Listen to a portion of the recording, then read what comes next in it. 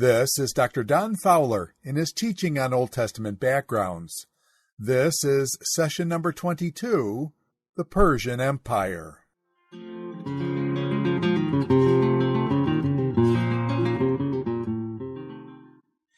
Well, welcome back.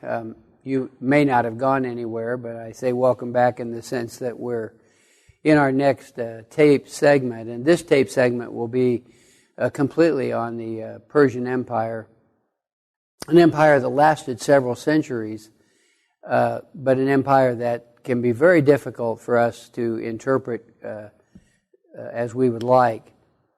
When Cyrus became king of Persia, he was in vassalage to the king of Media. When these tribes emerged into prominence, Media was the greatest of the 5 tribes. So Cyrus was not the great all-conquering king that we think of when we think of this individual. He was a subordinate to Astyages. As a matter of fact, Cyrus was so talented and so obviously on the rise that Astyages summoned him to come and appear before him at his capital in Ecbatana. So Cyrus refused to come, and Astyages marched on Cyrus at his capital at Anshan. So on the way, and this is an activity that seemed to presage the events of Cyrus's life, amazingly, the troops of Astyages rose up against him and took him and handed him over as a captive to Cyrus. This is sort of typical of the tenor of events throughout the rise of Cyrus to world prominence. When Cyrus came to power in 559, the world was as follows. The chief superpower was Babylon, which controlled the Fertile Crescent, followed closely by Media, which controlled in a giant arc encompassing Babylon in the north and the east. Lydia, which controlled the remainder of the Anatolian plateau, that would be the western, more coastal part of Anatolia. The great power to the southwest was Egypt, but it was also clear that Egypt was like an old lion, capable of killing a weakened foe, but harmless against a strong one. So that's the world map when Cyrus became king. As mentioned, Cyrus first united the great cities of Persia and Media, adroitly, of course, declaring Ecbatana the capital of his interest. Now, I'd like to pause here and make a point to you that is frustrating even at this late stage of my life, and that is this. We do not have a single Persian inscription. 0. The only document that we have in Persian is on the wall of a mountain, the famous Behistun inscription. So what we are forced to do is to talk about a group of people who ruled hundreds of years, were the leading power in the history of the world for 200 plus years, but we have no documents to speak of them. So what that means is we are forced to rely largely, hugely, on Greek material. And so I caution my audience by telling you this. We do not have material from the Persian perspective. What we have is from the Greeks. So as we look at these 200 years, unless we have information from the Bible, then we have no information. Now, of course, there's always artifactual information, pottery analysis and stratigraphy of sites and things like that. But what we're missing is the Persian history that we would very much like to have. So what I would like to do before I go any farther is make a point to you, as almost all the books, unless you're reading somebody who is a true professional, almost all the books suffer from being influenced by the Greek perspective, which inevitably disliked the Persians. And so we always, on some level, okay, I want to pause.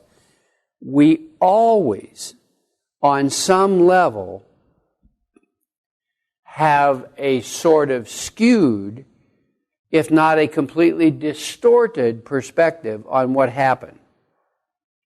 The Greeks hated the Persians, and so the information that we have is always skewed by the Greek perspective. So that makes it very difficult for us to talk about the Persian Empire, because we just don't really have any Persian historical sources. So having said that, we want to tell you that I will on occasion be disagreeing with the Greek sources, but even as I do so, my disagreement is more intuitive. I am backfilling a void without any information to fill in. So having said that and having made that point, Cyrus united the two tribes and then at some time began to launch his military career. He turned his attention to the great power to the west, which was Lydia. So if we want to see where Lydia was, let's go back to the Neo-Babylonian, and I can show you. Here is a picture of the Lydian Kingdom. You see this green area that comprises western and northern Anatolia? That was the great Lydian Kingdom. And we're not even 100% sure if this is the sequence of events. But at some time, Cyrus turned his attention toward conquering Lydia. And the boundary between Lydia and Anatolia was the Halys River. And so Cyrus attacked and was repulsed by the king, Croesus. And so following his victory, Croesus withdrew to the west side of the Halys, and he expected Cyrus to do the same thing. After all, if you are caught on the Anatolian plateau in winter, it can lead to your destruction. So he withdrew, and he expected Cyrus to do the same, but Cyrus surprised him by taking the Lydian capital Sardis, which he promptly made a new satrapy.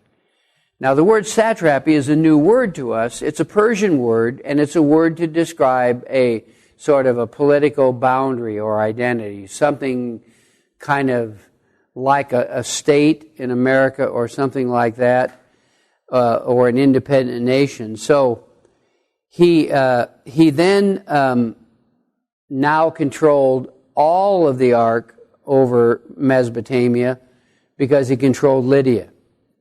Now, to show you what we face with the complete lack of information, look at my sentence. Sometime either before or after the Lydian campaign, he turned his attention eastward. We can't even say with certainty that Cyrus attacked to the east before or after Lydia. We simply do not have that information. But he turned and he conquered east as far as the Indus River. If Xenophon, the Greek historian, is correct.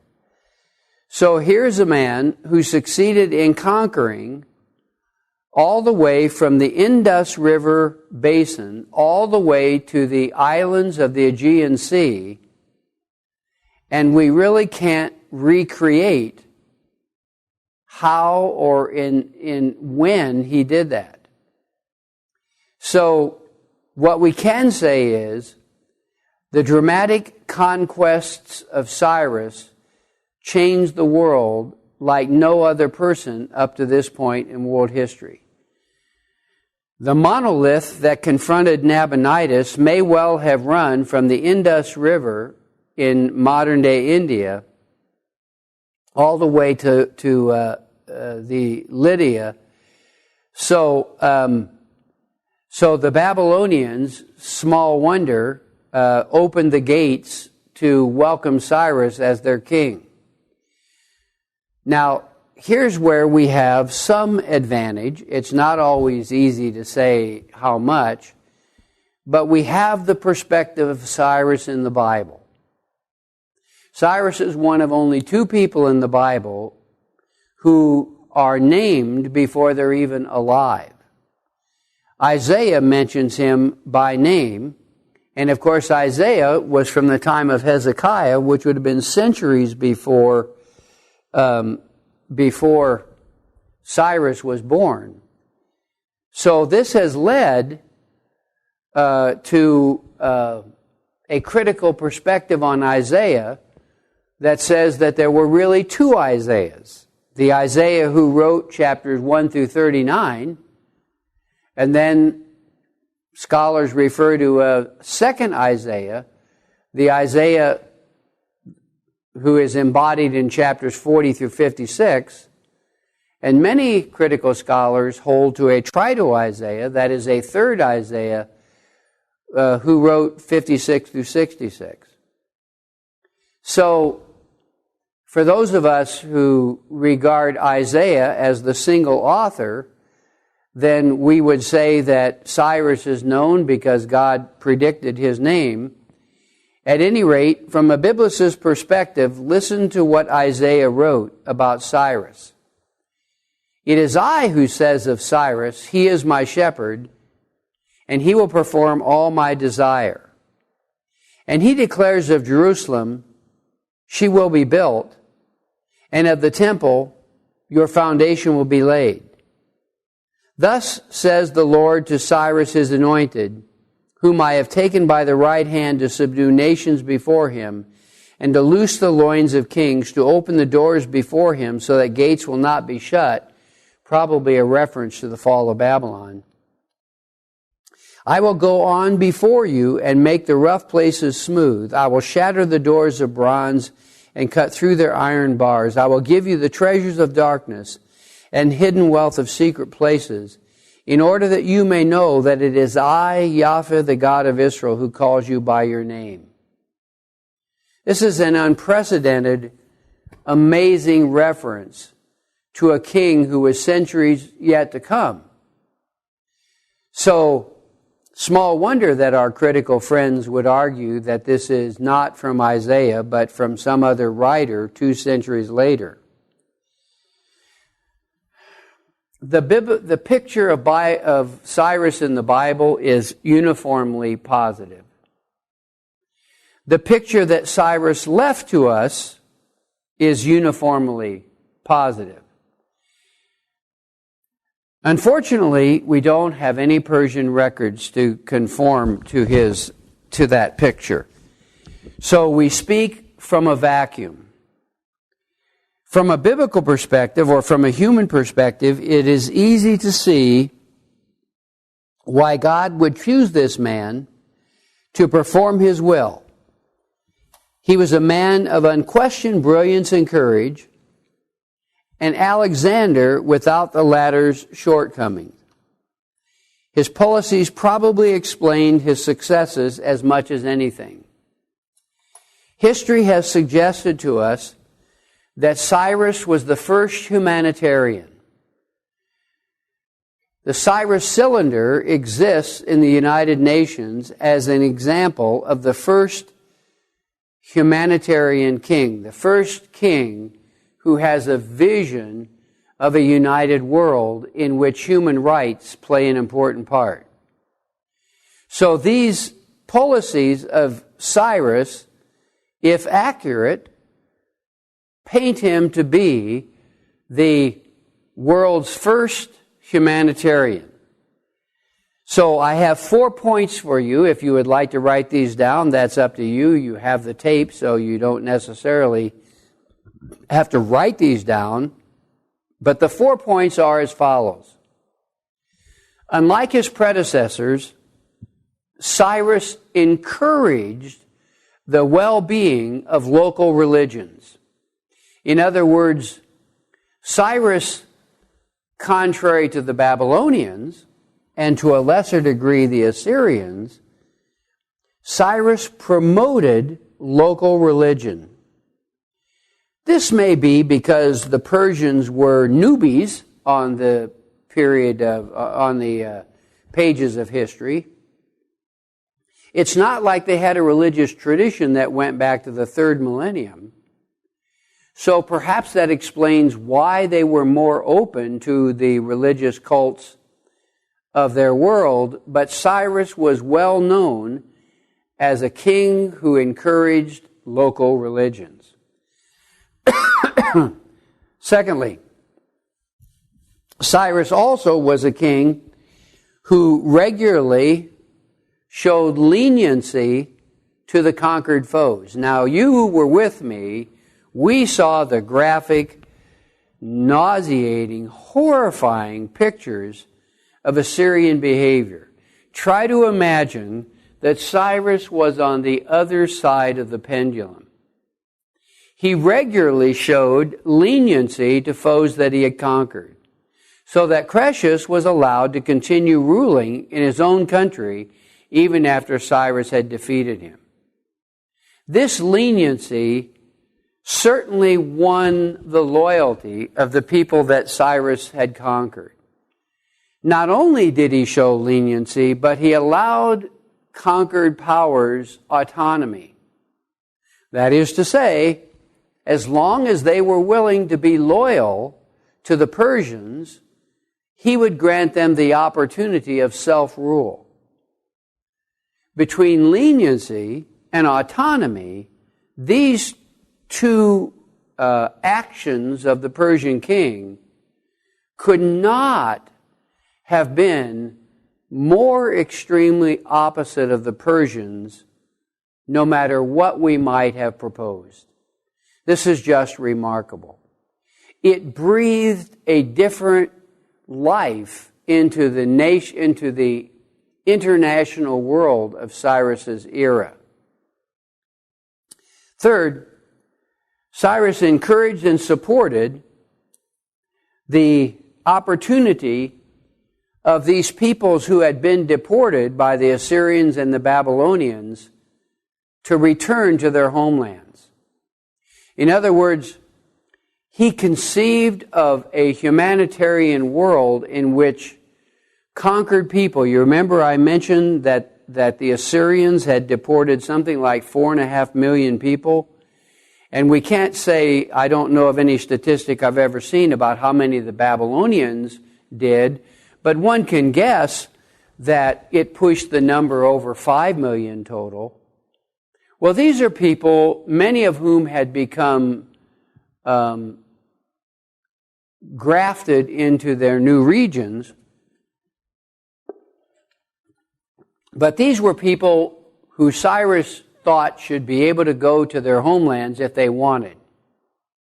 This, of course, had amazing repercussions for the Jews of Babylon, because Cyrus issued a decree saying that they could return to Jerusalem.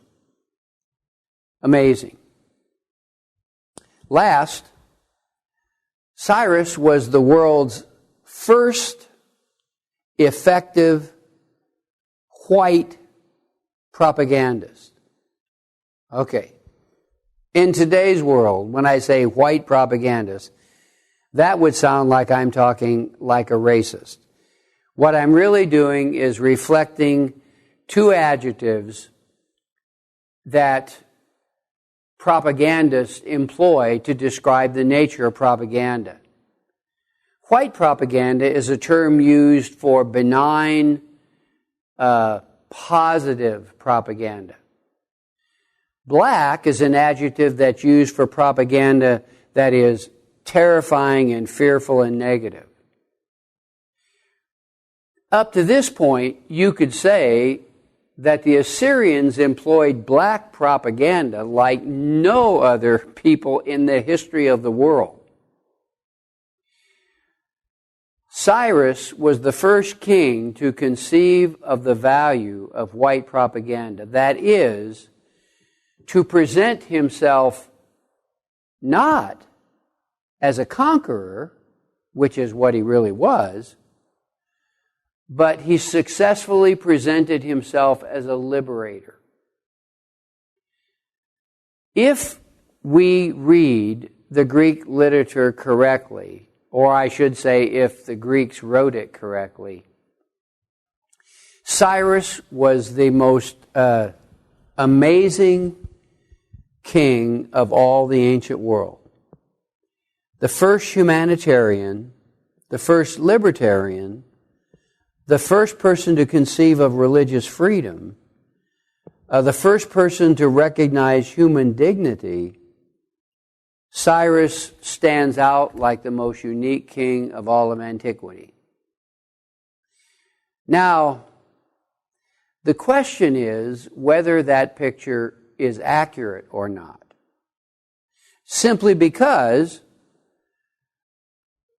the picture that Cyrus presented was picked up by the Greeks, and it was convenient for them to accept a Cyrus who was a humanitarian, because the Greeks could use that as reverse propaganda against the Persians. Because when Cyrus died, almost immediately, there was a dramatic shift according to the Greeks, there was a dramatic shift from that kind of humanitarian world approach to the more classical approach of rabid nationalism. So the Greeks may have presented Cyrus in ways that were ideal rather than real. I read an article last fall by an individual, a scholar of some consequence, who was saying that Cyrus actually employed formulaic language to describe himself, and that it's not to be read literally. So, who knows? I am influenced by the Bible's picture because, to my way of thinking, if the Bible describes him as God's shepherd and describes him in positive terms, then that's an accurate picture of who he was. So, we could not have a more diametrical opposite to the behavior of kings than Cyrus and Ashurnasirpal. It makes it easy to enjoy doing Persian history. Amazing, Cyrus died fighting against the Massagetae in the Caucasus area. A fitting end for the most successful warrior the world had ever known. I say a fitting end because I think of the end of Alexander. Alexander died in some form of brokenness on a bed in Babylon. Perhaps a life of dissipation had wreaked its way upon his body. Cyrus died a warrior's death. It's almost as if he was spared the effects of power, and he chose to die leading his troops against an obscure mountainous tribe. His troops carried his body all the way from the Caucasus back to the Iranian plateau, and there his monument exists to this very day. The body is gone. The grave goods are gone, but the monument sits as silent but eloquent testimony of one of the greatest human beings who had ever lived. And so Cyrus stands out as we look at the pages of history as a shining light who for the first time in history offers humanity an alternative direction. Rather than brute, rapacious power, there was this example of Cyrus the Great. Well, such may not be the case with his son Cambyses. In my opening paragraph, I suggest to you that it is extremely difficult to analyze his reign since all of the written history about him is Greek. The Greeks were not just prone to exaggeration, they were chronic exaggerators. And their hatred against the Persians certainly brought about a skewed perspective as evidenced in their literature. So here's how I can show you two different understandings of Cambyses, radically different, but we have no way of knowing for sure. So apparently, Cambyses had made long preparations for an invasion of Egypt.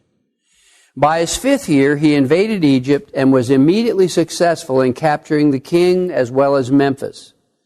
This appeared to be due in part to the defection of a Greek general in the hire of the Egyptians.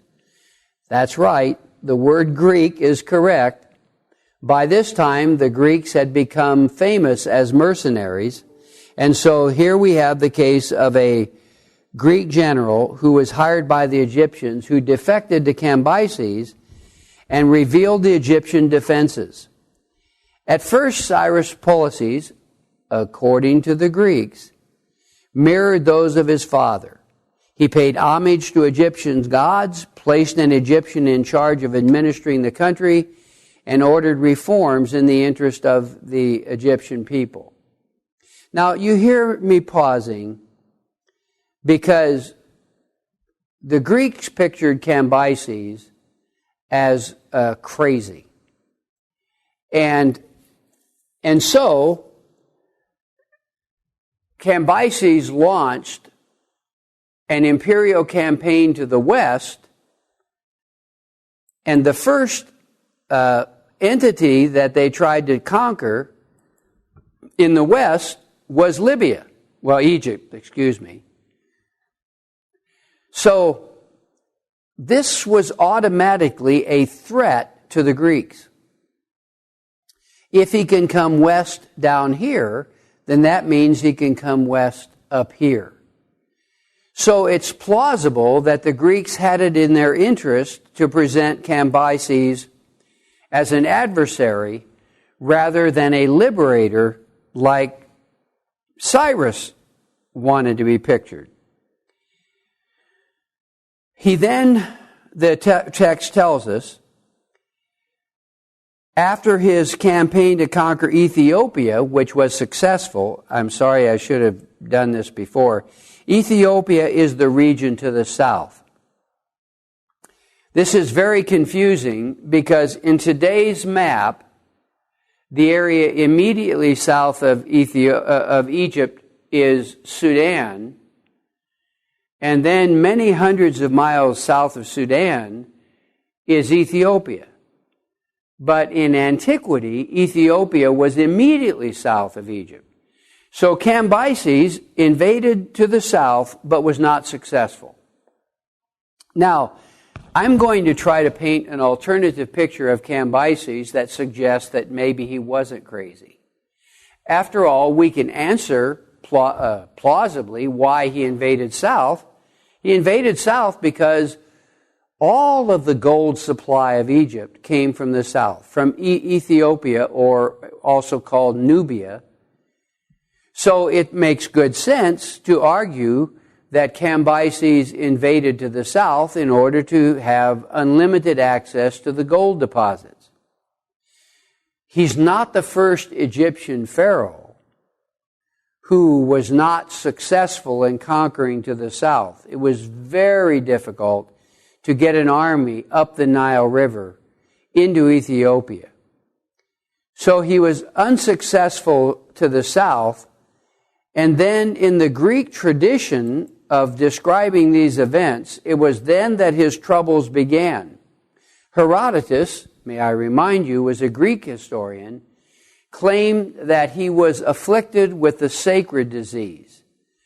Now, the sacred disease was the ancient inhabitants' observation of what happened to so many kings in antiquity who married their sisters.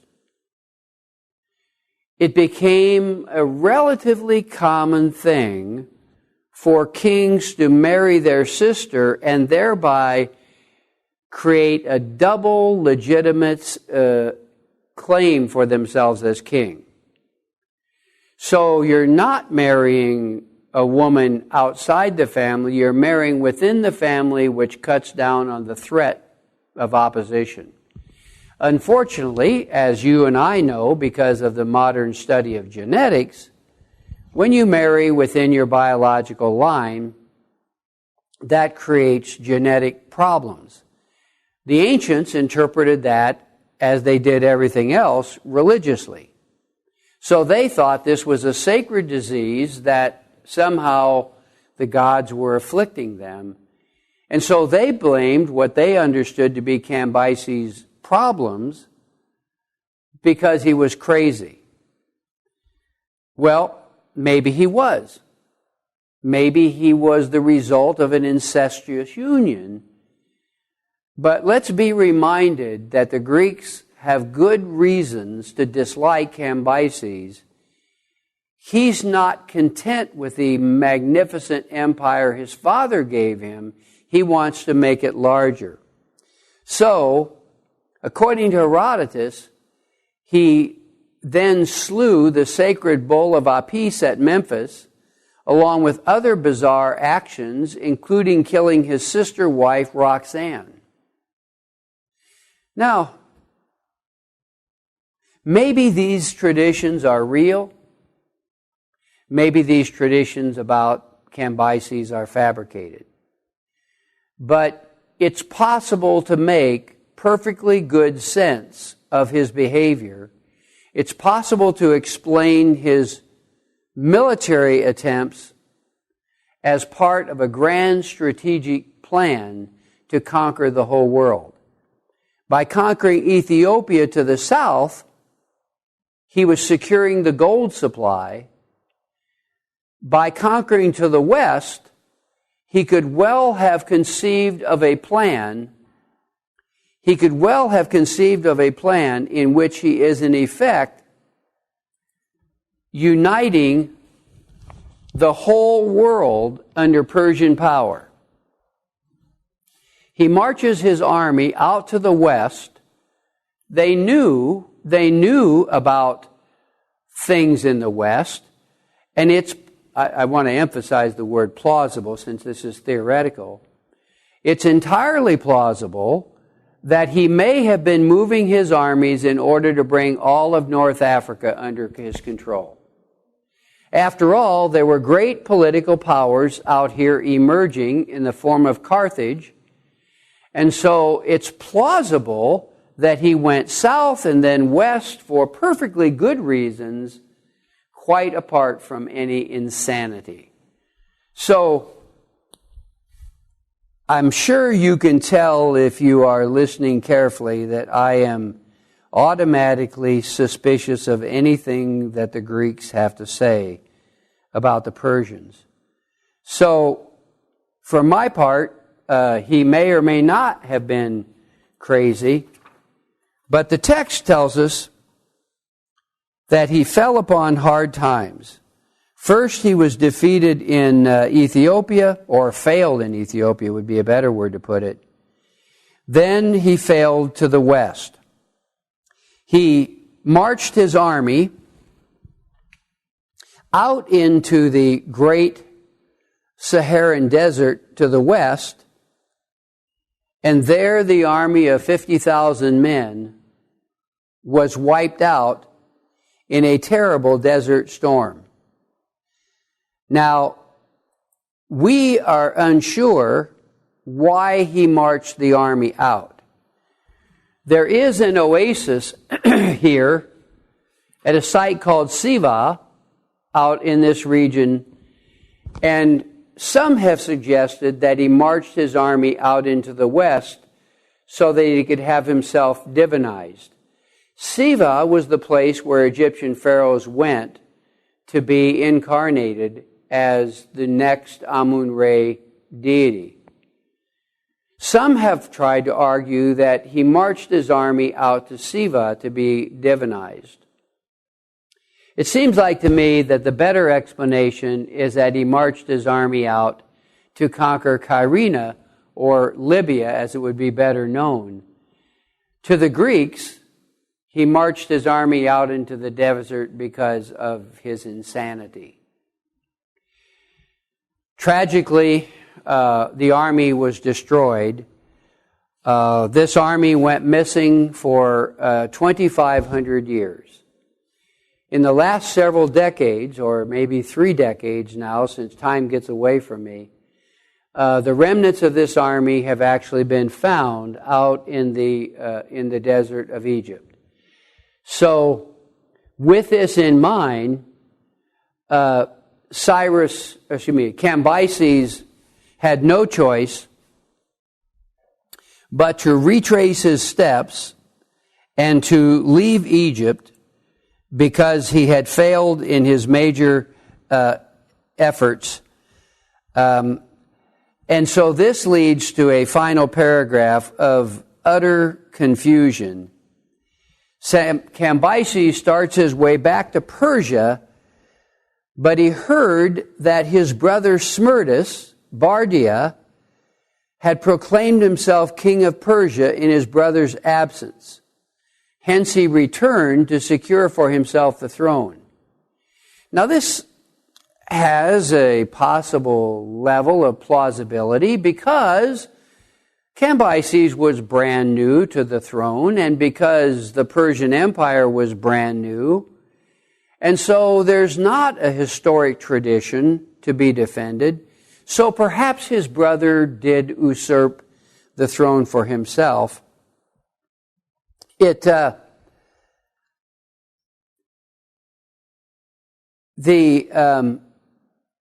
are 2 views, however, about all of this. According to Herodotus, Cambyses accidentally wounded himself with his own sword. Now, I don't know about you, but this sounds to me very implausible. Herodotus said that in his madness, he accidentally killed and wounded himself and died from a self-inflicted sword event. That sounds to me implausible. But this led to one of the strangest events in Persian history. There are 2 views about the death of the brother of Cambyses, who was named Smerdis. One has it that Cambyses had him killed before he left Persia, but kept his death a secret. The other is that a pseudo-Smerdis, whose real name was Gaumata, killed Smerdis, the brother of Cambyses, and then had himself presented as the real Smerdis. Well, obviously, we're reading Greek literature. We are never going to know the truth of what happened. But what happened for certain was this. Cambyses was dead. Either Smerdis or a pseudo-Smerdis was on the throne of Persia, and there we are. So as a result of these utterly bizarre actions, the world has entered into a strategic and nerve-wracking event, and that is a battle for the throne of Persia, which leads us fortuitously for the Persians to the person of Darius. Darius was not a direct descendant of Cyrus, but was of royal Achaemenid blood. So Darius, begins to campaign to take the throne for himself. In about 4 months, he manages to defeat and kill Pseudo-Smerdis, unless it was the real Smerdis, we just don't know. In all, he defeated 9 separate kings to claim all 23 satrapies. This monumental effort was recorded on the famous Persian Inscription, which was written in Akkadian, Elamite, and Old Persian. It is one of the few Persian historical documents available. As a matter of fact, it's the only one of any size. So, it was deciphered by George Rawlinson, who did so through the parallels of Old Persian with the Indo-European language, and thus helped unlock the door to being able to read Akkadian. So, Darius became king, and Darius ended up in war with the Greeks. And so, this event of war between the Greeks and the Persians was going to occupy Persian history for the better part of a century. Now remember that the documents that we're reading are documents from the Greek perspective. So they picture Darius as a military predator, but in fact, a plausible explanation can be made for the Persian interference into the West, and that is because the Greeks were nervous about the Persians, and so they began to meddle with these Greek-speaking Ionian city-states on the western coast of Anatolia. So let me set the stage for you, because you wouldn't automatically have evidence or have knowledge of this. By this time in history, this whole area along the western coast had become Greek. It was populated by itinerant Greeks. And Greek was the language of this region, and they saw themselves as Greeks, even if these people over here saw them as something less than that. So this region came to be called Ionia, and so the Greeks here began to foment rebellion among these Ionian city-states. I suspect that this is what caused Darius to turn his attention to the west. After all, the original plan of Cambyses was probably a better plan. The Persians did not have a navy. The better plan was to continue what Cambyses may have done, which is to march along North Africa. But instead, perhaps because of Greek meddling in Persian affairs, Darius decided to invade, we're going to use the word Greek in a generic sense. Greece at this time was divided into city-states, and so he invades the area that we call Greek, even though that isn't necessarily the name of the region about which we're speaking. It seems to me plausible that Darius invaded because of Greek meddling. There was not adequate wealth in what we call Greece to justify a difficult and perhaps expensive invasion of Greece proper. So Darius's troops cross the Hellespont and enter into the region of Traca, and there they win early victories, suppressing these Ionian cities, capturing Traca and Macedonia, along with a few Greek cities, and through their hired navy, Cyprus. But then begins a series of defeats that, since I'm a theist, that is to say I believe God controls the events of history, then it's almost as if the hand of God orchestrates events to arrange for the defeat of this superpower against this very small political entity here. So whatever the case, the Greeks end up winning, or perhaps the Persians end up losing. However we go about explaining it, this looks like David and Goliath on steroids. So the first catastrophe that seems to happen is that a part of the Persian fleet is lost near Mount Athos, which is not too far from Athens, in a fierce storm. And then at Marathon, the forces of Darius have moved south, and we have a great defeat of the Greeks. Few battles had more political significance with such minimal military consequences. In typical Greek fashion, in which they exaggerated, the Greeks pictured the Persian army at Marathon of consisting of hundreds of thousands of troops. In reality, there were only a few score, maybe 25,000 troops in the Persian army, and they fought against a Greek force of about 11,000.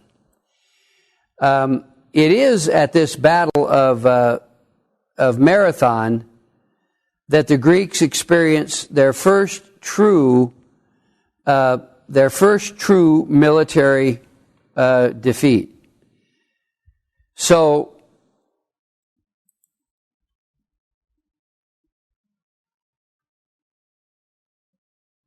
I thought I had a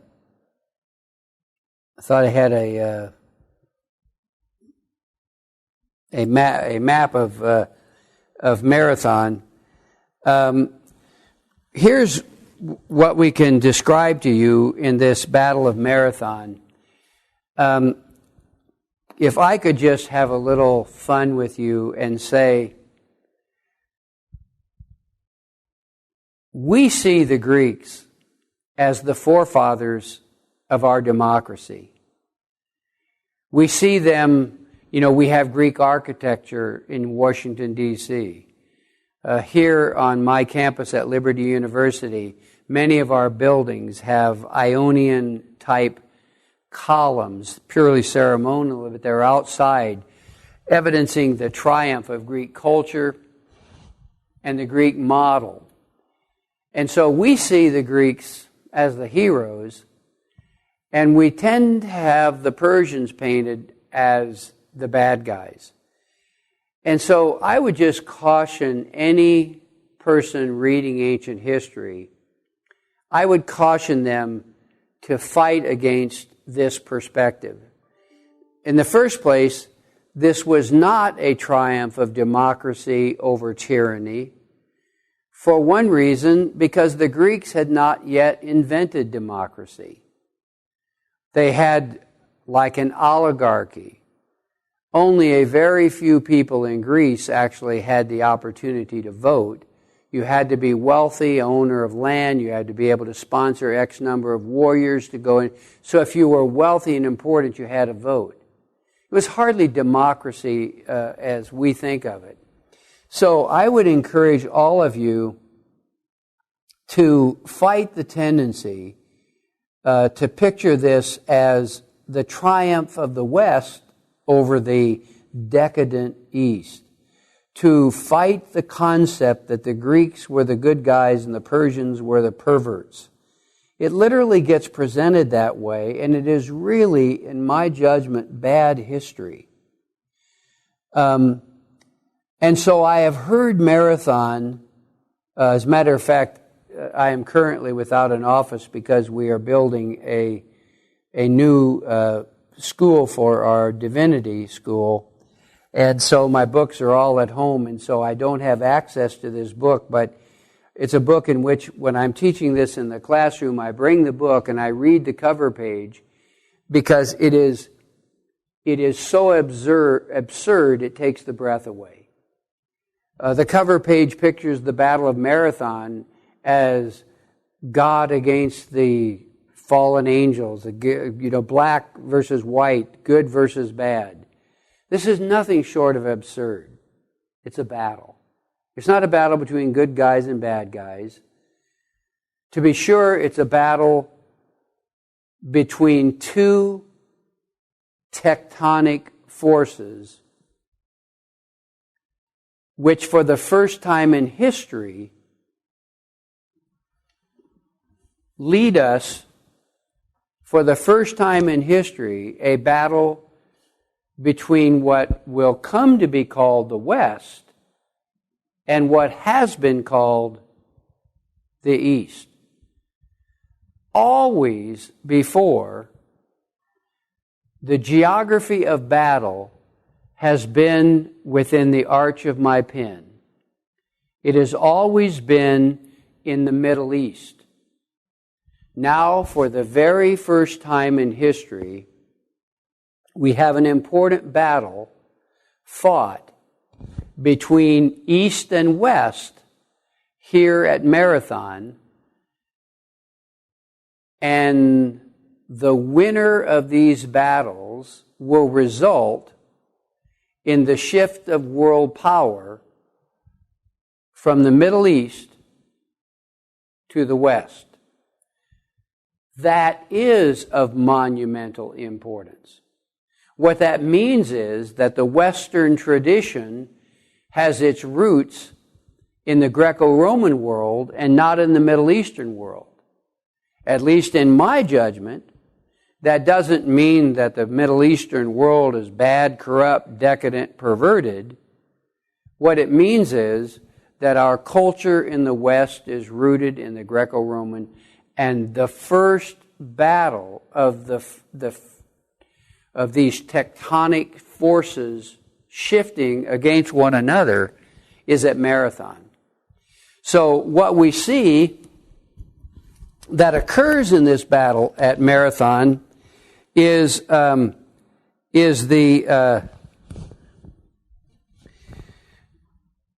triumph over Greek military forces over the Persians.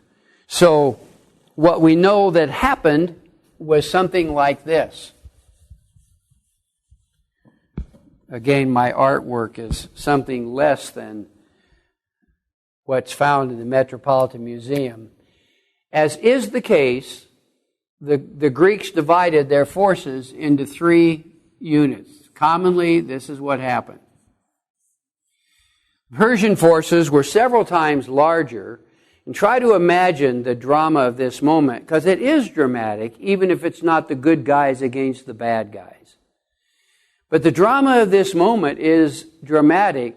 The Persians have never been defeated in battle. Never.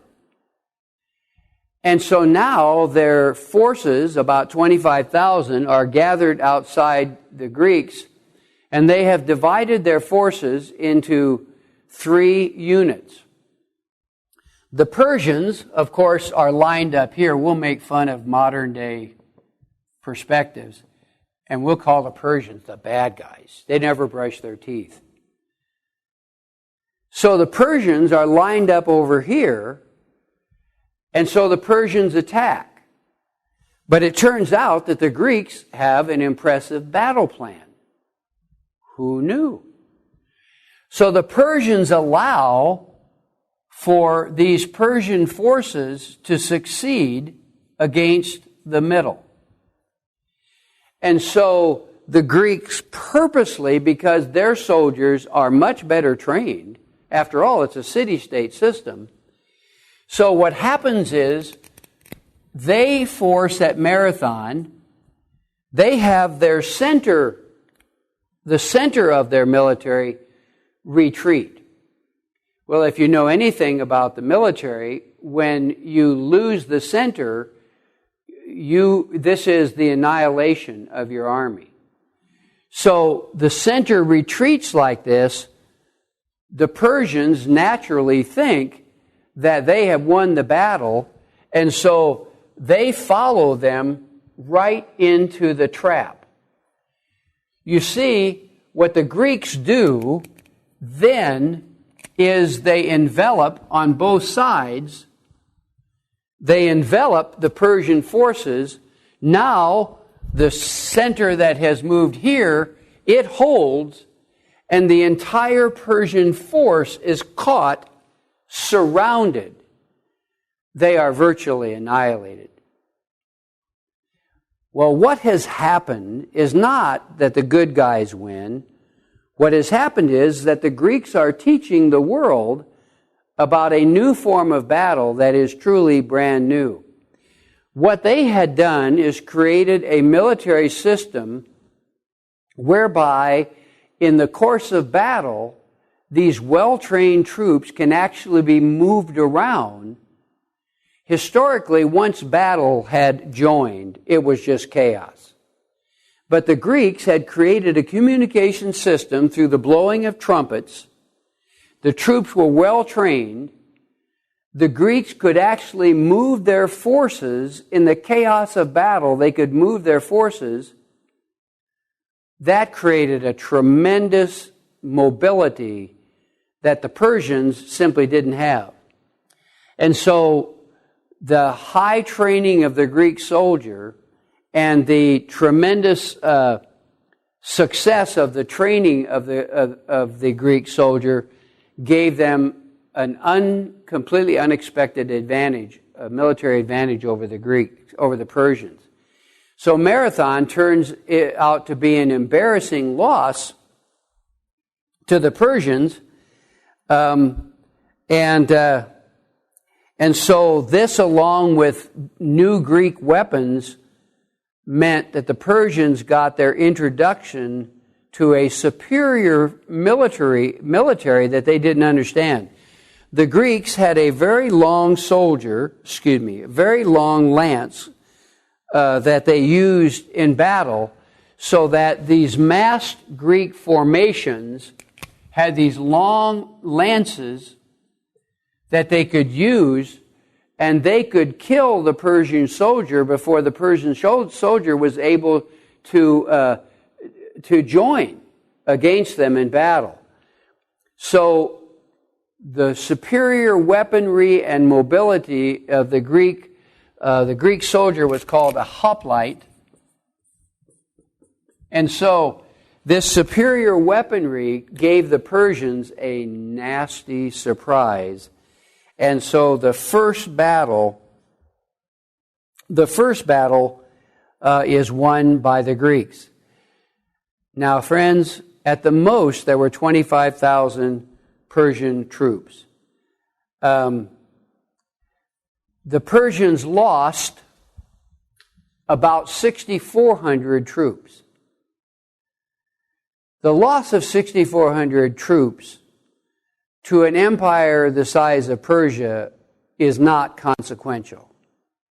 So that Marathon hardly turns out to be one of the epic battles of history. It was, after all, just an average size battle.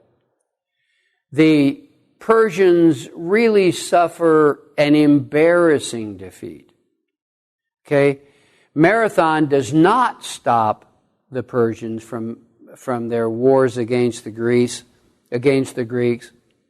But what Marathon tells the ancient world, tells the Persians in particular, is that you're up against a military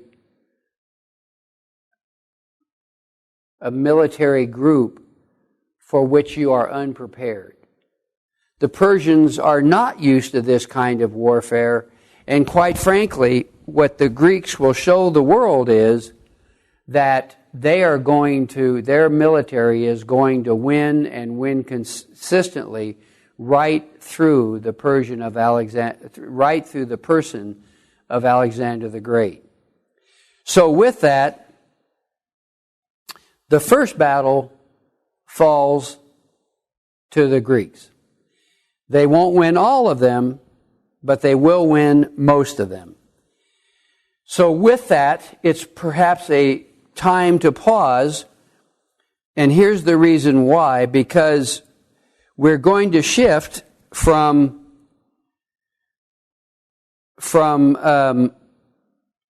the battles to the policies of Darius, which are of monumental importance. So with that in mind, let's take a pause, and then we'll come back and turn our attention toward one of the greatest of all the Persian kings, Darius. Thanks so much for listening.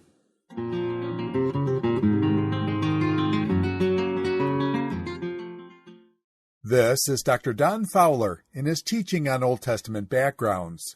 This is session number 22, The Persian Empire.